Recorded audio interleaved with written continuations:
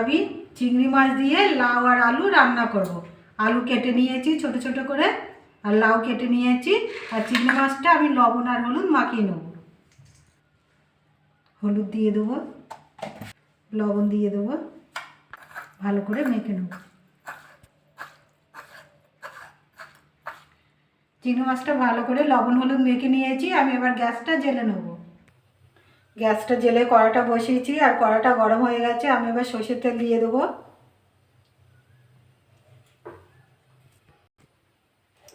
তেলটা গরম হয়ে গেছে। আমি শুকনো লঙ্কা আর জিরে দিয়ে দেবো, গোটা জিরে, একটা তেজপাতা দিয়ে দেবো চিড়ে, একটু ভেজে নেবো।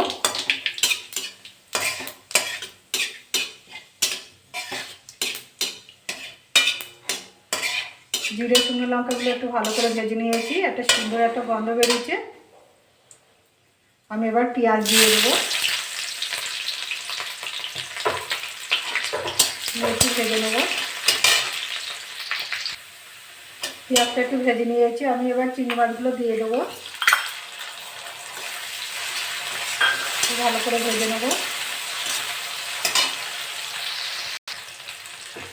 চিংড়ি মাছটা একটু ভেজে নিয়েছি। আমি এবার লাউ আর আলুটা দিয়ে দেবো।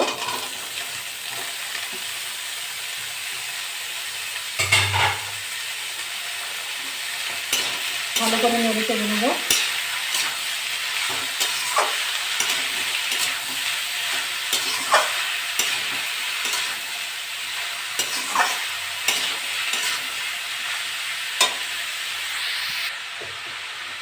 ভালো করে নেড়ে চেড়ে নিয়েছি।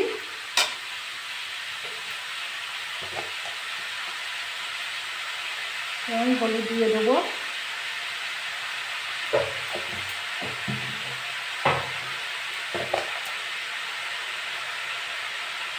একটু লঙ্কার গুঁড়ো দিয়ে দেবো,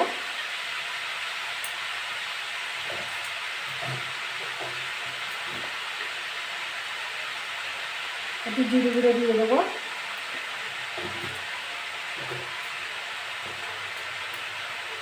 লবণ দিয়ে দেবো।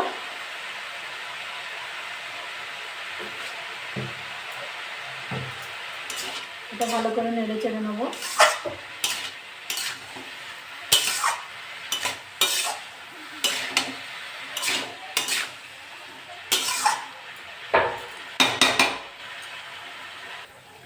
এটা একটু ঢাকা দিয়ে রাখবো, একটু ঢাকাটা খুলবো।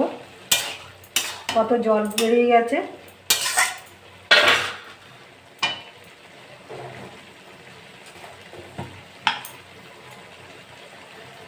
আমি একটু চিনি দিয়ে দেবো,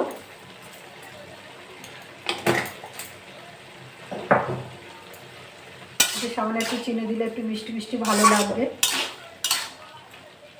আপনারা যদি পছন্দ করেন মিষ্টিটা তাহলে দেবেন, না দেবেন না। আমি এবার ঢাকা দিয়ে রাখবো।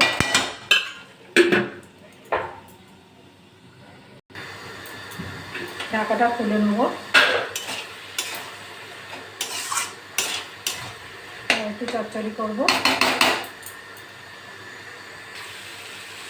ভাজাটা আমার হয়ে গেছে, আমি এবার নামিয়ে নেব।